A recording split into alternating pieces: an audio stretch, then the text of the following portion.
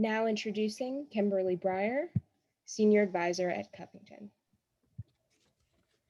Good afternoon, everyone. Welcome to today's discussion featuring Ambassador Robert Zoellick, Senior Counselor at Brunswick Geopolitical and Advisory Service of Brunswick Group, and Senior Fellow at the Belfer Center for Science and International Affairs at the Harvard Kennedy School of Government. Also, as many of you know, former president of the World Bank, former U.S. Trade Representative, former Deputy Secretary of State. He also held a variety of positions at the U.S. Treasury and important roles in the private sector. We are really honored to have Bob with us today to guide us through these interesting times in our North American and bilateral relationship with Mexico. Today, he'll be talking both about North American relations and about the U.S. Mexico relationship on trade, economic development, and diplomacy. This discussion is the culminating event of a series designed to spotlight U.S. Mexico relations. The Pacific Council's Mexico Initiative recently developed a first 100 Days Memo on U.S. Mexico relations, outlining policy recommendations for the Biden administration on how the U.S. should approach Mexico on trade, immigration, and diplomacy. We are grateful to the Pacific Council's Mexico Advisory Committee, who commissioned the first 100 Days Memo and whose vision makes all of this important work possible. From my perspective, it was certainly an honor to be a part of it. One item of housekeeping for all of you who have joined us today. If you have questions, please use the Q&A function at the bottom of your screen to send questions to us during the program, and I will be happy to get to those after the ambassador finishes speaking. And with that, I am very pleased to introduce and welcome Bob Zoellick. Bob, the floor is yours. Well, thank you, Kimberly. And let me begin by complimenting the Pacific Council and Ashley for their report. And I know Abe Lowenthal has played an active role in this relationship for a long time, so I want to thank him for his ongoing effort.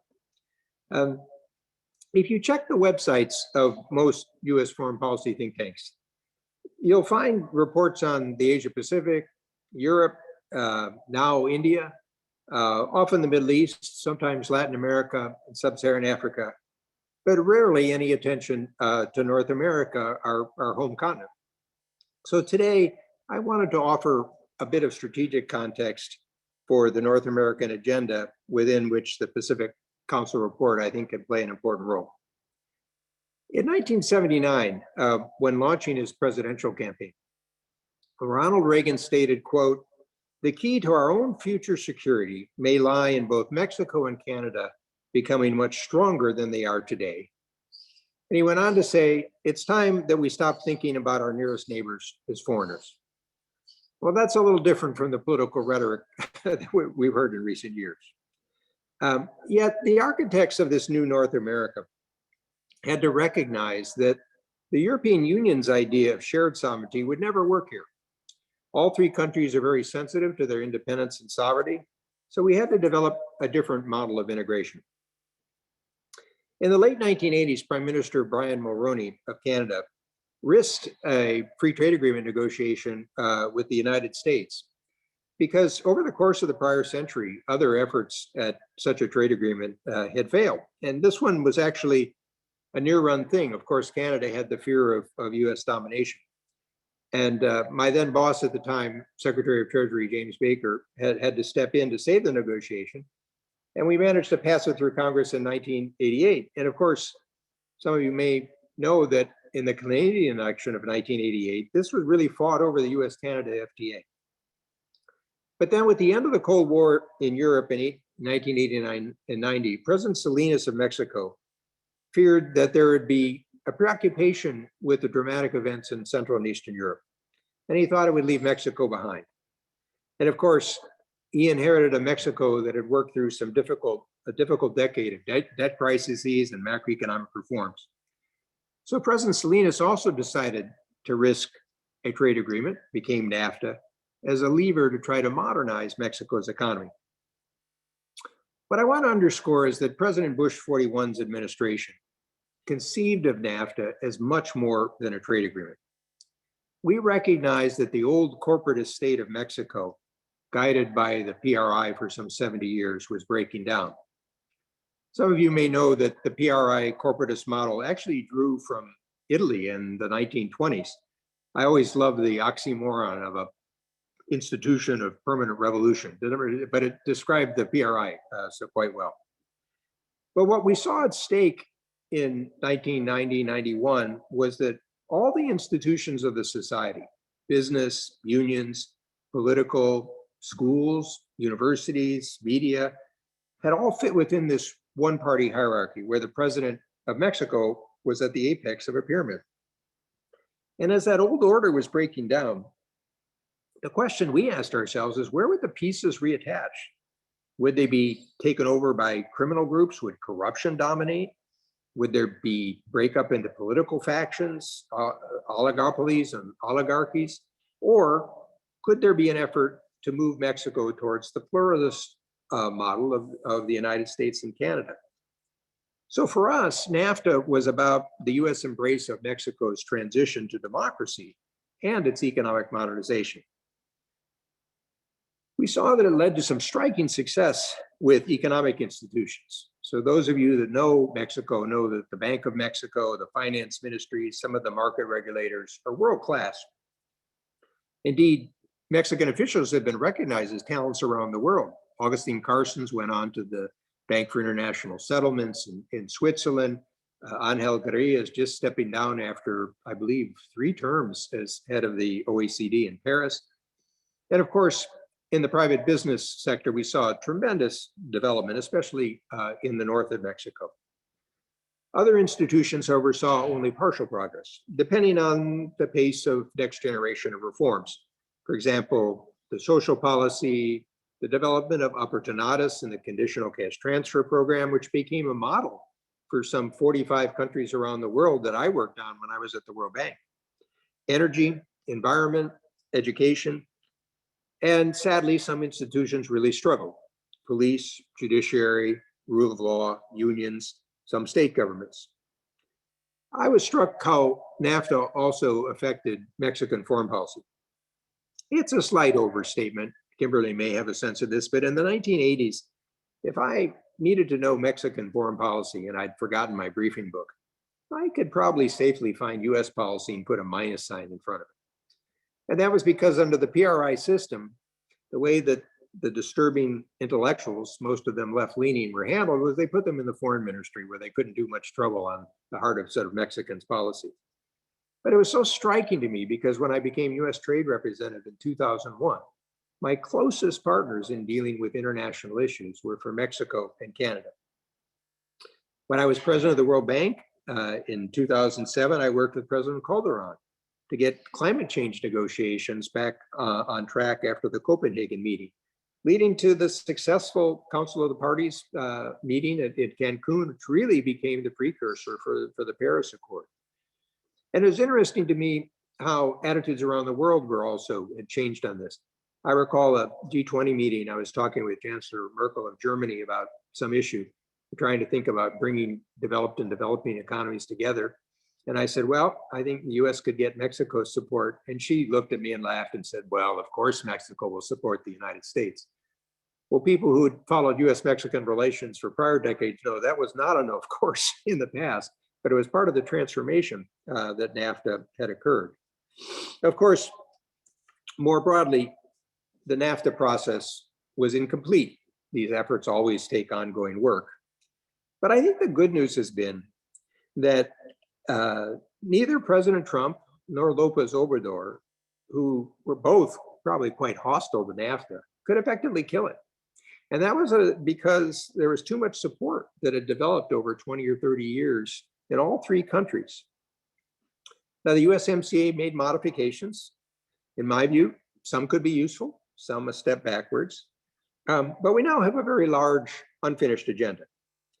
I recall having a discussion with General Petraeus from his time as CIA director, where he shared with me a story that as President Calderon was finishing his term and reflecting on his pride with the achievement of creating a federal police force of about 50,000 that was much more professional than the past, that Petraeus said to him, "You deserve congratulations, but you only have about 300,000 more to go." And Calderon said, well, what do you mean? And Petraeus said, well, in effect, you're dealing with a low-level insurgency. And based on insurgency theory, you'll probably need about 350,000 to deal with it. The U.S. will also have to be quite attentive to the implementation of the USMCA. In particular, the labor provisions permit extraordinary extraterritorial investigation of individual companies. In my view, this could go one of two ways. It could help reform Mexico's companies and the labor unions, or it could become a rationale for U.S. protectionism and barriers. So bears close watching. And I think what the Pacific Council report implicitly recognizes is another important dimension of North American policy. If we ask the U.S. public about the most important international issues today, they'd probably raise topics like immigration, economic competition, criminal networks and organized crime, narcotic trafficking, environment. Each of these is key to the North American agenda. At the same time, we need to, as we can address these continental interests, I think it's important to view North America in a global context. And what I mean by that is the United States should see North America as the continental base for our influence around the world. So consider it this way. What we have the prospect of developing are 3 democracies, 500 million people, energy self-sufficiency and even ability to export, better demographics than the rest of the world, whether China or Japan or European Union, South Korea, if we treat human capital as a resource and we integrate the infrastructure to support innovation, agriculture, manufacturing, and services. 500 million North Americans puts 1.3 billion Indians or 1.3 billion Chinese in a slightly different perspective. And frankly, this isn't only true for the United States. It's true for Mexico and Canada. In the years that I worked with Mexico, yes, we wanted to support North American integration. But we also urged Mexico to look west and east as well as north. We helped bring Mexico into APEC for Asia Pacific Economic Cooperation, the OECD, where Angel Gurria became the head, the G20, and IMF and World Bank policies. And then Canadians, in a complementary way, learned through their free trade agreement that if they could compete with US companies, they could compete globally, and it strengthened Canada's economy. We also need to continue to think in North American terms. So I remember urging the Obama administration as they turned to the Trans-Pacific Partnership to make sure we included Canada and Mexico. And the irony, of course, is they did, and then the United States dropped out of the TPP. But I would say this is true today as well. I had a call today with some people in the British government, in number 10 actually, we're talking about possible trade and economic relations between the United States and Britain. And I had written a piece saying when the US negotiates a cutting edge agreement with Great Britain, it should do so as North America. It could build on the USMCA process. While the labor unions have held some of Biden's trade policy back, given the USMCA focus on labor unions, you certainly couldn't question labor standards in Great Britain. So in addition to the digital area and the environmental area and health services and other innovation, this could be a way of marking a new possibility in terms of our global trade relationships, setting higher standards. And it's also a bipartisan possibility. I've had a discussion with some Senate Republicans on the Finance Committee that said they would support an extension of the Trade Promotion Authority, the negotiating authority, if it were a deal with North America and Great Britain. Of course, as everybody who has an interest in Mexico knows, we've got a lot of work to do. I'm afraid that President López Obrador has tended to weaken Mexico's institutions. We need to try to preserve them and build them because I think they will be the cornerstone of the future democratic agenda in North America. Obviously, we're going to face immigration frictions, not only with Central America, but you can see numbers from Mexico also picking up again. I think this will be perhaps one of the most sensitive political issues for the administration to deal with. We have the criminal networks, not only dealing with drugs, but the terrible human trafficking. We've got the issues of COVID and future biological security. Then there's always the ongoing challenge of cross-border security and efficiency. I remember working a few years ago with a Chamber of Commerce task force that brought in private companies that tried to look at real-time analysis of the the crossing sites to kind of, and I remember, I think it was at Wednesday at 2 p.m. was the time it's most likely you could cross the border without someone checking. But so you could obviously you could adjust the flow to include both more efficiency, but also the security issues. As you can see in Mexico today, we've got issues of gender equality with the women's marches, and of course, the digital infrastructure for the future. I've always believed that a stronger North America could help us more in the Western Hemisphere today, particularly in Venezuela. I wouldn't see that of the López Obrador administration, but over time, that could be our aim. And with Canada, we obviously now have issues related to the Arctic. And when all these combine together is at a time that people in the United States are concerned about competition with China. This could be a more effective platform. Some of the jobs and activities that we've seen from China could more easily be done in Mexico, helping Mexican economy and also helping the purchasing power that Mexicans have with Americans. So I'll just close by saying that I hope the Pacific Council can build on this excellent report, help focus political and public attitudes. And I want to both thank the Pacific Council, but also encourage them to keep pushing because I think the effort is historic, it's strategic, and it's certainly practical. Pleased to try to address any of your questions. Thank you. Thank you so much. And please, just as a reminder, if you have any questions, please use the Q&A function at the bottom of your screen. I have one question. I will abuse the position of the chair to ask a question off the top. And I want to pick up on something that you said at the beginning, Bob, which is something I've been thinking a lot about both recently and in the past couple of years, which is this issue of how you balance North American integration with the other forces that the wind gusts that we have very often on domestic policy, sovereignty, moments of nationalism. And I think this is a really critical question for the Biden administration facing the set of issues that they're facing today, including, as you mentioned, COVID response, climate issues. I think we're seeing this also on energy policy. And I wonder if you could just reflect a little bit on sort of how you see North America managing to kind of balance these different interests that we see emerging in today's debate. So the way I would start out, Kimberly, is by saying that there are lots of discussions headlined by is globalization dead or under assault. I find it somewhat ironic because at a time when the United States has lost about 525,000 people to a pandemic, that's more than World War II, and we're closing in on the Civil War.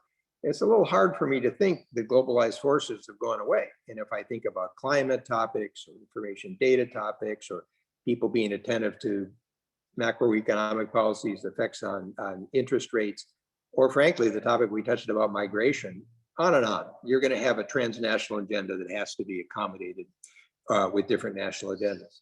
So whether you call it integration, whether you call it independence, whatever word that you want to use, these issues are not going away.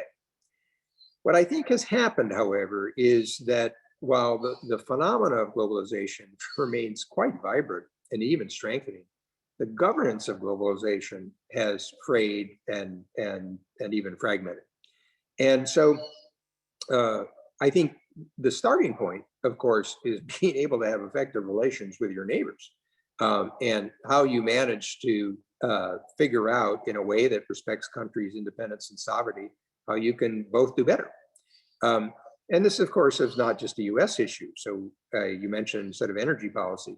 One of the issues that the developments that I had supported in prior years was the fact that with the natural gas developments in the United States, that you could have lower cost energy for Mexican plants, and that this could help the industrial production in Mexico. Obviously, part of the López Obrador administration, I think, is to step back on energy policy. But what we've seen, whether it's our country or Mexico or Canada, these things move in fits and starts. And what's important as a country is that we have a concept of where we'd like to go and how we try to position and move forward the opportunities. I mentioned the labor provisions that you would have been involved with the USMCA. I could see those being constructive or being quite destructive going forward. And I think if I think about other aspects of the USMCA, I had a conversation with one of the Mexicans that was the chief negotiator of Nafta. And he was very sort of downbeat because the approach of the administration on the investment provisions had basically say, we don't want investment in Mexico. So we don't want investment protections in Mexico. So that was a view of interdependence that said the Mexicans and the United States are zero sum. I don't see it that way. I see it as a win-win possibility. And of course, one reason we wanted to protect investment in Mexico is because it was a way of importing the rule of law into Mexico. That's exactly how the trade negotiators from Mexico saw it. So sometimes the devil's in the details of these individual provisions, but underneath it is a question of what's your concept of the future and how are you going to relate to these parties? And I just think it's so basic is that, we're not going to change the geography of a neighbor. And given the possibilities with Mexico, if a Mexico, when it has its bad times with debt crises or others, you can see the effects on the United States. So isn't it better to have a healthy Mexico, not only for our own interests, but as I mentioned, so we're more powerful globally. And, I think, I forget the exact percentage, but I think, for Mexican purchases, about 80 to 90% come from the United States of their imports. And so when Mexico grows, the United States benefits. But I think this is going to be a bigger issue. I mean, and it's a question that you'll have across different issue areas. And I think that particularly during these years where President Lopez Obrador is, in my view, kind of undermining some of the institutional development, the United States will have to have more savvy strategies. It may not be purely governmental. It may be state to state. It may be private sector. It may be universities. You don't want to be clashing head on with the government and creating tension.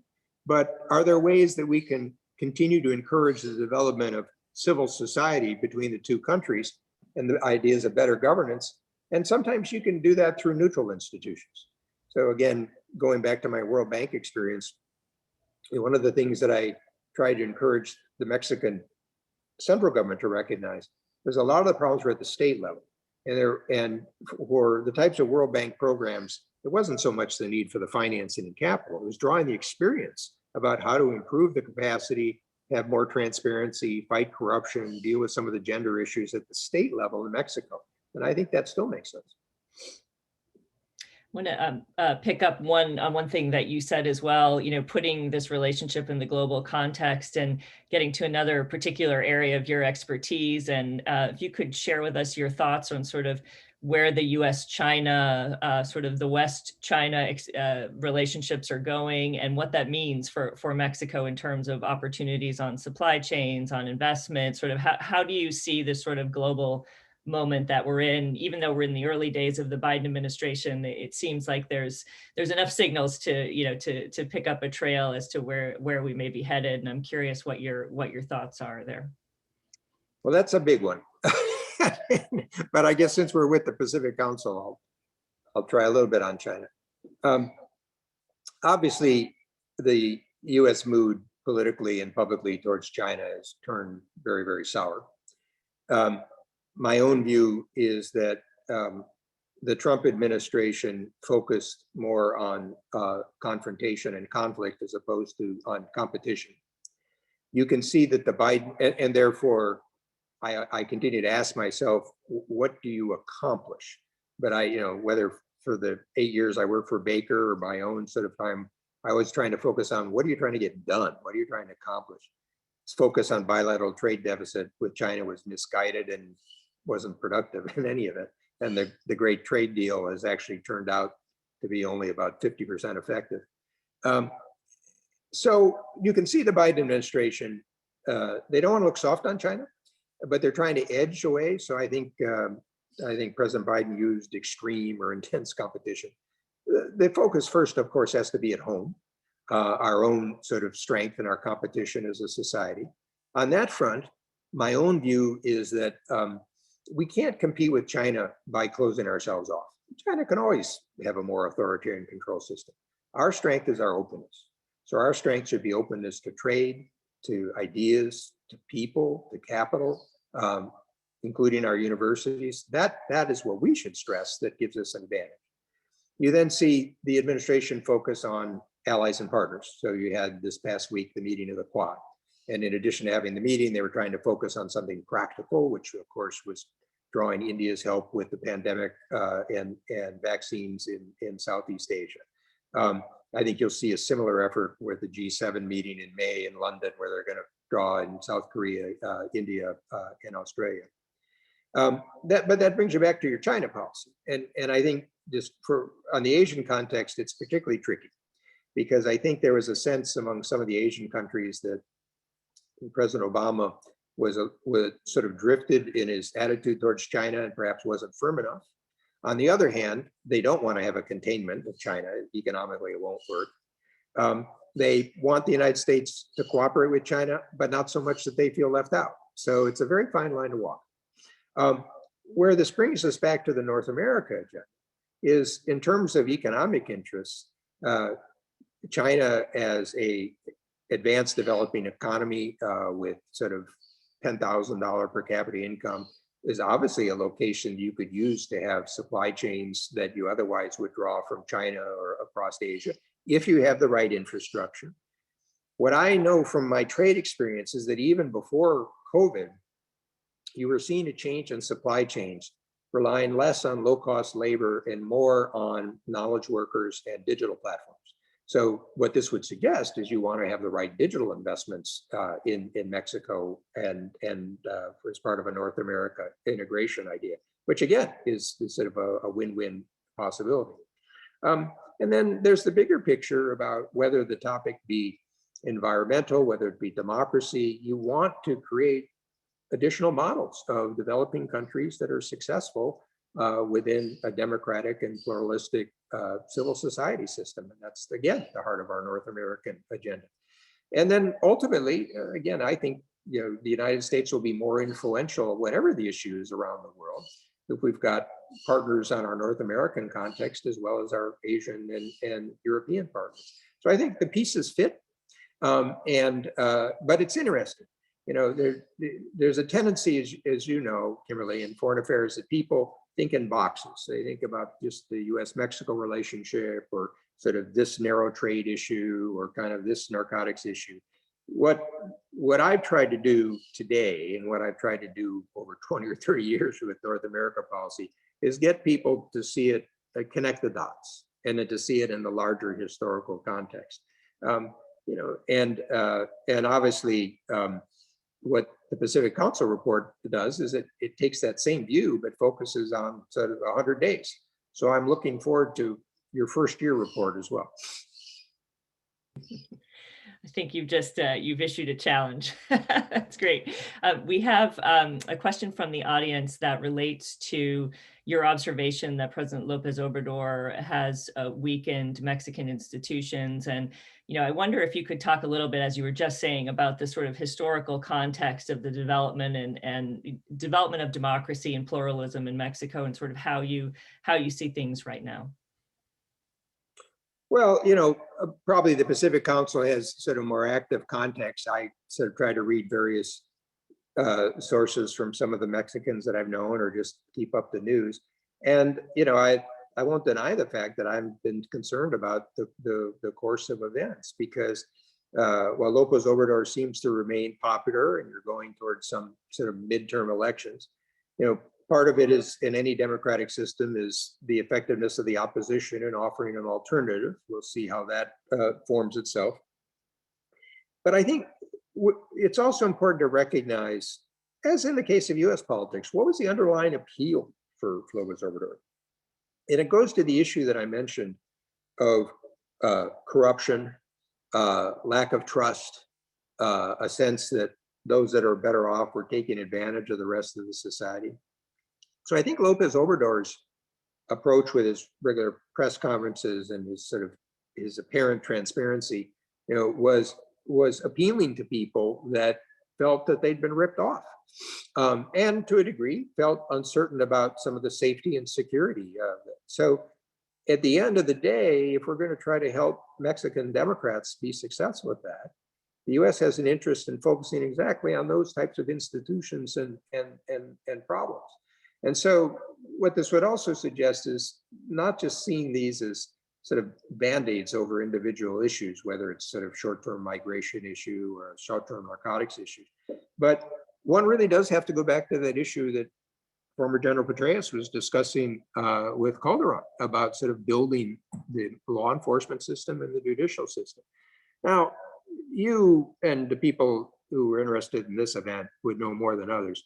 The U.S. can't do this in a heavy-handed way. It's best if we can try to do it, with other institutions, other partners, whether it's some of the multilateral institutions, whether it's Spain, but different ways of trying to approach this society so that it doesn't look like heavy-handed gringos from the north.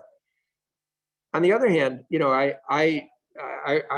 I've been worried about the Central America situation since I focused on the peace accords back with Baker in the first Bush 41 administration, because you could see one of the reasons I pushed for the Central American Free Trade Agreement was to try to create some economic foundation to draw investment and jobs. And when I was at the World Bank, I organized another special effort. But this is a special problem we've seen around the world where you have a combination of security, governance, and economic issues. And as you again know, people tend to operate in their silos. So the security people will say, oh, the first thing you have to do is get young men, particularly young men, jobs so that they're not sort of brought into the criminal system. But then the economists will say, oh, well, that's make work and that's not sustainable. And there's been a lot learned about how you can try to actually use different types of programs for food for work programs, other programs that can actually try to achieve your security objective while also supporting the market economy. But I've been worried that in some of the Central American countries, these could be real serious problems of state capture by criminal groups. And ultimately, to deal with that, it's not only Mexico, but we're going to need the help of Colombia, you're going to need the help of Panama, you're going to need the help of Costa Rica. And then, of course, if we think about North America in its broader context of the Caribbean, we've got Venezuela out there as well. So I see these as kind of, again, the challenge about North America policy is sometimes you really have to get your hands dirty in the details about crossing zones and kind of, beyond border controls and others. I have to believe, and I've seen examples of this with the different sort of digital world, there's got to be a lot of better ability to control both the security issues, but also kind of make sure that we encourage the integration of the two societies. So, and so for the Biden administration in the near term, part of it is going to be trying to hold on what we've got while planting the seeds of working for the future. And by the way, the key thing is it's not just a government issue. With some of the state governments that that could have partnerships with the civil society groups, with the universities. That was the whole core idea behind Nafta, and we shouldn't lose sight of it. Do you think, building on one thing you said, Abe Lowenthal, the founding director of the Pacific Council, was asking if you would comment a bit on the U.S. Mexico Canada relationship and whether the three countries together could deal more constructively with Central America and the Caribbean. And I think that's an interesting question, given that the Biden administration right off the block has come out and said that they're planning another very significant aid package for Central America to put through the Congress, and whether you think there's space there for us to do something as North America in both Central America and the Caribbean. I don't think it works unless you've got Mexico as part of it. And this is certainly, a lesson in terms of the geography and the migratory flows. So this is a good example as somebody who's been part of alliance management leadership. You have to listen to your partners because they're going to be a key piece of this. The Trump administration obviously was able to limit some of the flow through some combination of carrots and sticks. Biden administration will have to get its sort of different mix of those issues. But, as I alluded to, I would even see this in terms of others in the region too. The Panama, the Costa Rica, the Colombia experience. I'm actually a little worried in a related point that because of perhaps some different political perspective of the Colombian government with the incoming Biden administration, that they could be given a little bit of the cold shoulder. I think that would be a huge mistake. because one of the things when I was at the World Bank, we each year you do one sort of a major economic report, and we looked at this question of political economic stability and governance in fragile states. And there are some interesting lessons to be drawn from the Colombian experience over the course of a few decades, where the Congress and the executive of the U.S. and Democrat and Republicans came together to do something very big. We have the benefit that when Biden was vice president, he had some familiarity with these issues. And so I think he understands the core nature of it. But it's something that, frankly, the U.S. will not be able to do with dollars alone. And my old friend Bill McElhaney has a question. Bill, it was wonderful to see your name come up, and I should let the participants know that when I was young, I wanted to be Bill McElhaney. So it's really great to see his name pop up. He's asking, as always, a very thoughtful question about branding, which is, how should we brand sort of North American integration, understanding the different political winds that we see today, in a way that sort of minimizes any blowback that we might get politically for trying to advance on a trilateral agenda? Yeah, I may be a little contrarian on this one. It's interesting. The Obama administration, and I know this from various participants in it, was basically banned from talking about NAFTA, and because they saw it as a political loser. And I tried to argue with him. It's a little hard to win an argument if only one side argues, right? And frankly, okay, we don't have NAFTA now, it's USMCA, but I don't see what's wrong with North America as an ongoing concept. And frankly, if you look at the polling data about attitudes from the Chicago Council on Global Affairs, the general public is much more positive about this and understands the importance of it. And as is their attitude on trade, you do get certain loud constituency groups that have found it useful to be sort of anti-trade. And this will be a broader challenge for the Biden administration, the Democratic Party. I don't think you're going to have a successful multilateral policy if you basically take a walk on trade. I mean, if you think about East Asia, for example, that's a region that lives on sort of trade and economics. And by the way, the regional integration there is now no longer so dependent just on exports to the US or Europe. Similarly, the European Union came together because of economics, and much of the system is oriented towards that. And so whether it's that or it's the North American context, I think the challenge is more to explain to people in practical ways kind of the benefits of the economic integration. A lot of companies already understand this if you look at their trade patterns, and if you look at some of the American railroad systems. I mean, and so part of this, I think, is also encouraging the companies to speak out. I've also had a slightly different view on the pure politics of this because, one can't make total generalizations about the Hispanic community, but for goodness sakes, I never thought calling Mexicans racist was necessarily a way to win votes. So Trump got votes in the Cuban community, but I think there's a political winning argument to be made here across Hispanic America. Not trying to link everybody to sort of Latin America, but to treat people with the respect and the dignity that they deserve. So this is also, I think, it's an issue sort of that goes to kind of, again, the building blocks. You've probably been struck by this, Kimberly, as I have, that when I look at the numbers of US students studying in Mexico or Mexico students studying in the US, they're very small compared to the rest of the world. And yet, if you go back to this history that I mentioned about one of the benefits that led to Mexican reform was during the days where oil money was available, Mexico sent a whole generation of students to the United States. Some of them went on to become Mexican presidents, and candidates and others, and certainly a lot of the leading ministers. We need to keep that interaction going. That's kind of an investment in the future. And so whether it's at the people-to-people level, whether it's with churches, whether it's with universities, I was struck by, Arizona State University has done a lot of innovative things, but they've also focused on some of this North American relationship. Some of the universities in Texas have. I don't know about the case in California.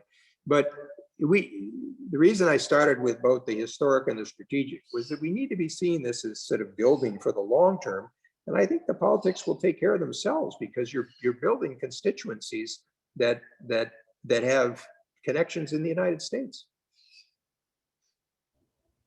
I have an additional question from the audience going back a little bit on China, but taking a slightly different angle on it. What is your view on China's presence in Mexico, in particular, its vaccine diplomacy that we've seen so effective, not just in Mexico, but across the region and across the globe? How do you view sort of the Mexico-China relationship going forward? And I think we had an additional comment from the audience about the prospect that the U.S. will get to a point where it too can help Mexico ensure that the population there is vaccinated. Yeah, when I think about some questions about China in the world, I often start with the point of view that the best way to compete is not to blame others, it's to do better yourself. So whether it's sub-Saharan Africa or whether it's Southeast Asia or whether it's Mexico, if we're not engaging, who are we to tell the Mexicans that they shouldn't get the benefit from China? So are the Chinese smart in doing that? Yeah, they are. Will it be so determinative of the long run? I think less so. I mean, probably like you know, I've been a part of humanitarian efforts to deal with Indonesia after Timor and Pakistan and other areas that they can leave a certain goodwill, but if China does something good and useful, so be it. We should be in there offering sort of our ties and alternative. I also think people take the China fear issue a step too far. I used to think about this in Venezuela when I would see the Chinese investment in Venezuela. I'd partly think, well, you know, if the China wants to pour money down a rat hole, you know, that why should I care if they waste it? Now, the challenge, of course, will be when it comes time to some debt arrangement, will you be forcing China to sort of take a hit in that process? And the answer to that is yes, you need to try to do that. But the part of the challenge as we think about our Asia policy is people do lose sight of geography. In other words, China in Asia, we need to recognize it's got the geographic home court advantage and the distance and the linkages are quite significant. But in North America, I'm not going to be terribly worried about that. I think we've got the advantage if we have the smart policies over time. And I will say, you know, if you start to have a policy with China that tries to find win-win cooperation, the Chinese are ultimately very pragmatic. And if the United States makes it quite clear that a certain Chinese policy is threatening the U.S. position in Mexico or Central America, others, they're not going to be pursuing it because they recognize the dangers of it. So again, we're a little schizophrenic. We want China sometimes to assume more responsibilities about debt and development and other issues, but then we say, if you do it, you know, don't cross us. The best way for us to answer that is to be a leader in the process. And then when China does things with its whether it's stealing things or kind of the corruption policies or others, well, then call them out and help the developing country involved to be able to counter it, whether it's negotiation of contracts in sub-Saharan Africa or other contexts. So, but I think it's a mistake if the United States blames China for everything that's going wrong as opposed to recognizing our responsibilities. Switching gears just a little bit to the security relationship, which you referenced a couple of times. I wonder, you know, we're at I think a challenging moment now bilaterally in the wake of the Cienfuegos indictment and the decisions that followed it on both sides. And I think we're at a moment where everyone is sort of wondering what to do with the Merida Initiative, which has been a framework for cooperation, going on 15 years now, since about 2006. What are your thoughts on sort of where we should be trying to head in the bilateral security relationship with Mexico and how the Biden administration might frame that engagement? So I'm not close enough to the details of kind of what we know, what we don't know with the relationship with Mexico. And as you know, as a diplomat, the details do matter here. I'll draw a little analogy though. I had a taste of this. I think it was in 1989. John Negroponte was our ambassador to Mexico, and we were trying to improve anti-drug trafficking cooperation. And I'm trying to remember, there was a DEA agent, Camarena, it was killed and tortured terribly. And so we were slowly starting to build sort of a greater network of relations with Mexican law enforcement.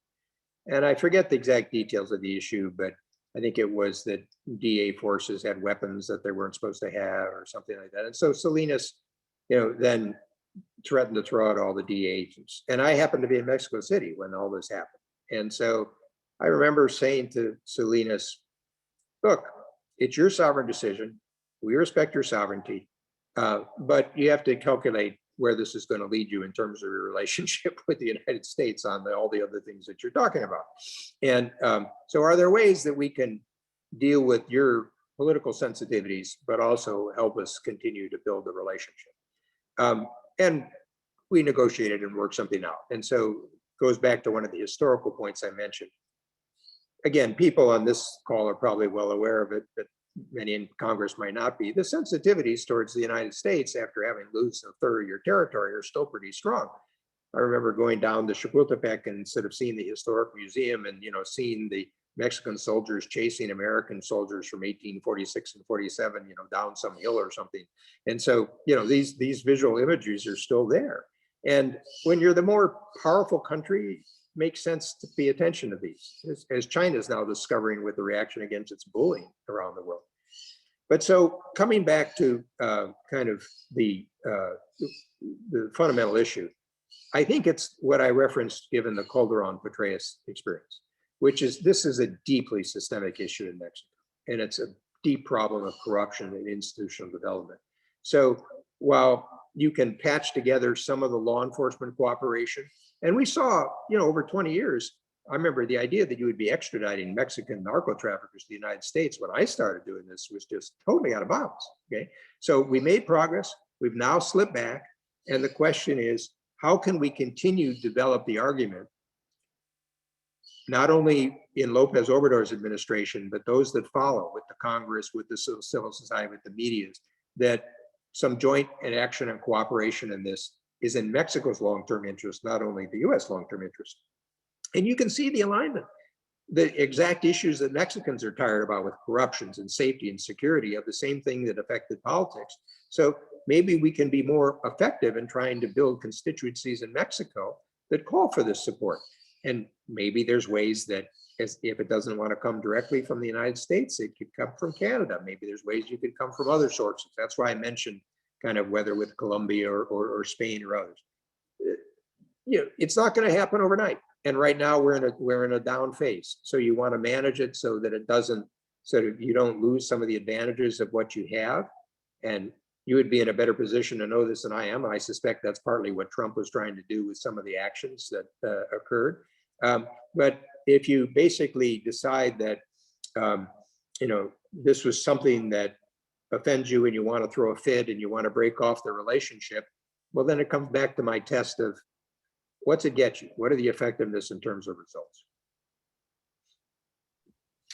That's great. I think we're going to have a question now from Michael Camuñas. If we could unmute his line, I think he will ask it in person. Michael?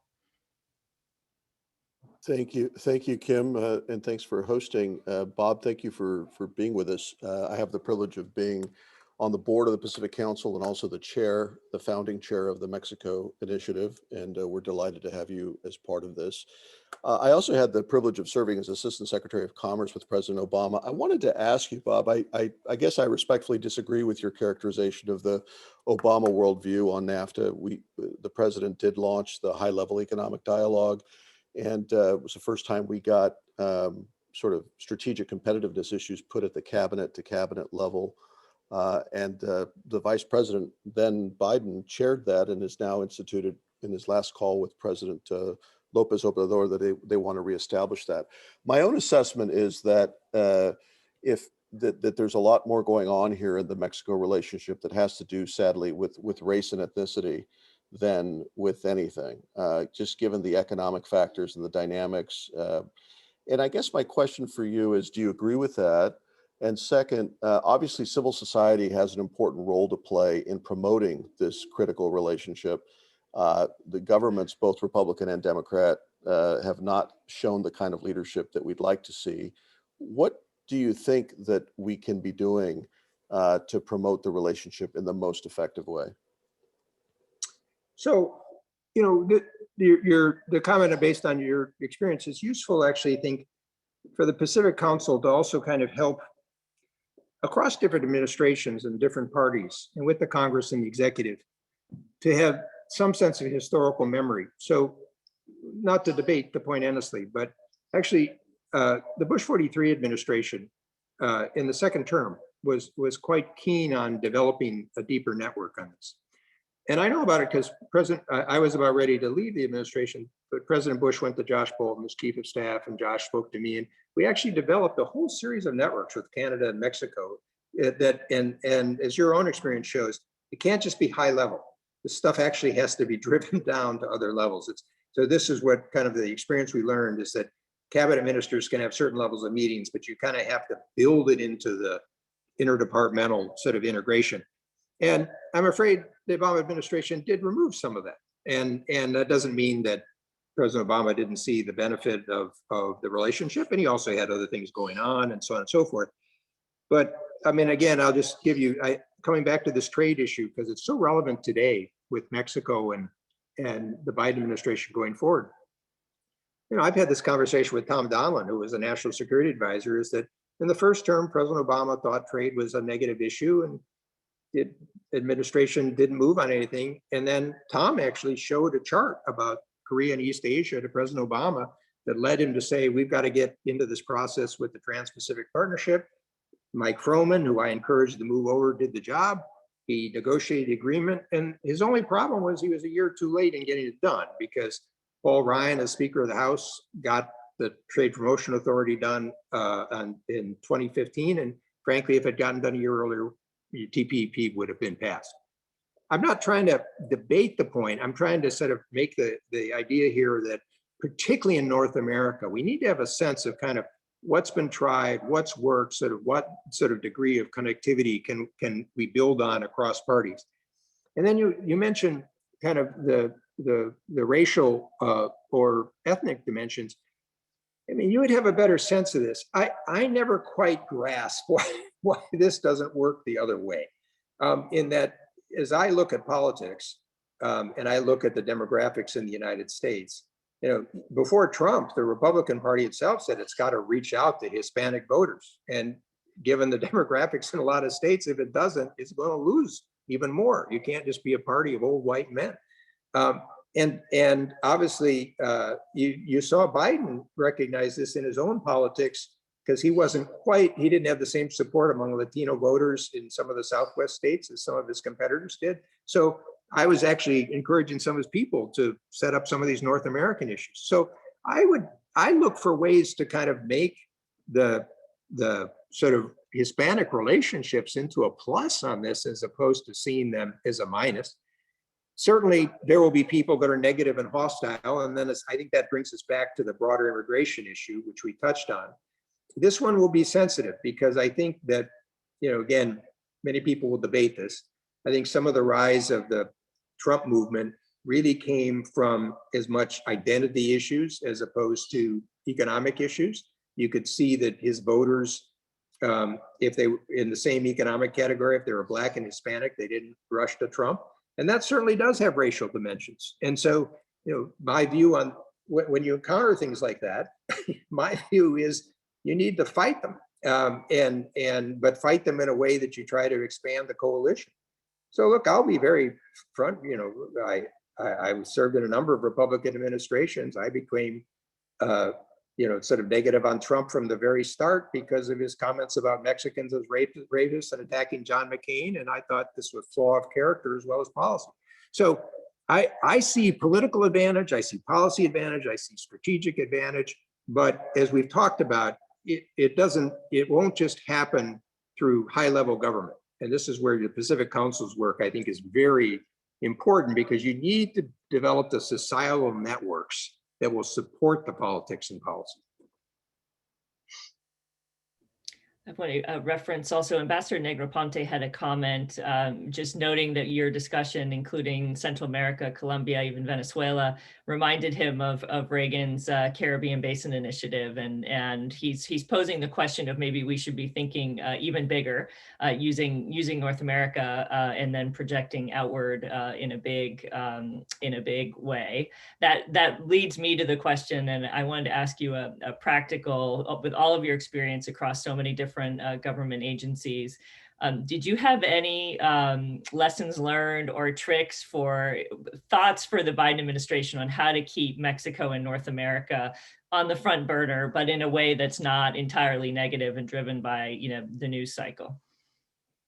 So first, on John Negroponte's point, see, if this is where one needs to be positioned for the moment of opportunity. So I don't think that will work with Lopez Obrador, but it certainly would have worked with the President Calderon. And I think, I'm hoping that there'll be another Mexican president this will work with. And it's actually a very important point about, how we see the broader sort of Caribbean relationship and kind of the positive aspects of this. I just touched on it briefly, but President Calderon was a big supporter of the climate change agenda, did a wonderful job on these issues and pulled his whole government together. We, from the World Bank, we worked with him and would bring this together. So we're kind of on the edge of much greater potential with Mexico. And again, as we've also talked about, while I want to have a strong North American relationship, that shouldn't be to the exclusion of Mexico as a Latin American country. So again, prior to Lopez Obrador, you had this interesting development of, I think it was called the Pacific Group, that of Mexico, Chile, Peru, Colombia, by the way, 4 countries in which we had free trade agreements, that all were trying to sort of push a deeper reform and integration agenda. The United States should be alert to those things and figure out, when we can help behind the scenes, when we can help direct. Obviously, sometimes it's better to have Latins involved with this. And with both your experience, the reason I'm hitting this is because I think Latin America is going to go through a tough phase here after the COVID and frankly, given some of the economic development patterns. And it's very important that the United States keep the Latin American relationship on the screen along with sort of Asia, Europe, and the Middle East. And as for then to relate to your question, Kimberly, about the Biden administration, look, I think the Biden administration was, I was glad to see that they had early meetings with, the Canadian Prime Minister and the Mexican President. I think that they are alert to some of the Central American experience, in part because of Biden's personal experience with it. And as you mentioned, they had I think it was a $4 billion proposal in the immigration bill. Now, the reality is that bill's not going to go anywhere because it's got too many items that are sort of symbolic. But we'll now face as a country the challenge, well, what will it do in pieces? Can you do something with the Dreamers? Can you do something, with, they're looking at agriculture workers, and certainly can you do something with Central America? And this is where the challenge of trying to build some bipartisan support. I realize it's not easy. I realize some of the Republicans are just going to be hostile on different things. But I know some of them, if you can bring in some of the trade and economic issues, that will be supportive and they can see the common interest. I think the toughest issue for the Biden administration, and I've flagged this, is the combination of issues on the immigration front at the border could really be disruptive because it will play into a certain narrative from certain Republican opponents that they've lost control of the border. And then we are back to some of the issues about whether race or ethnicity or sort of other questions. And that's why I hope they'll find a combination that emphasizes modern views of security and depth, while also sort of efficient integration of the border. And I'm not as expert on this as I should be. I do think there may need to be some legal changes. Some of the court rulings look to me as if they create a total no-win situation here for Homeland Security, depending on no matter who's in charge of it. And whether it's how you treat the families, how you separate the kids, and so on and so forth. And as I people may have to face the asylum issue in a different way. So I'm part of what I've tried to do in my both policy and political career is anticipate where you can see the issues heading and try to push people to sort of get out of the rut and how you think about some of these items. And that's where, again, I come back to the Pacific Council. None of this works. Abraham Lincoln had a wonderful phrase with about, with the American public behind you, you can accomplish anything. If you don't, you're not going to get anything done. And he managed to do it through a civil war. And that's part of the question, I think, is groups like the Pacific Council, can we help build support for these ideas? Well, I think we are just about out of time, so I want to take the opportunity to thank you, Bob, for your remarks today. Really interesting discussion. I think we could probably go on for another hour, and maybe we'll have that opportunity going forward. And also thank the Pacific Council and the organizers and the board and all of the participants for joining us. And Bob, would love to give you the last word if you have any closing thoughts before we sign off. I want to emphasize this point in all sincerity about thanking you for doing this project. If I bet if we do many sort of a search across other foreign policy groups, who else looked at the U.S.-Mexican relationship in the first 100 days, you wouldn't find a large portfolio. The last one that Petraeus and I did one on the Council on Foreign Relations a few years ago. And it's absolutely critical that a group like the Pacific Council not only focuses the lens on it, but then tries to work at this practical interstices of these issues, connect the dots, and for goodness sakes, draw on the private sector support. And I don't only mean profit-making private sector, I mean sort of nonprofits and NGOs.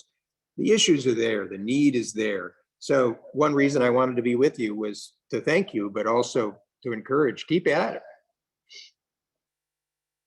Hear, hear. Well, thank you very much. Thanks, everyone. We'll see you next time.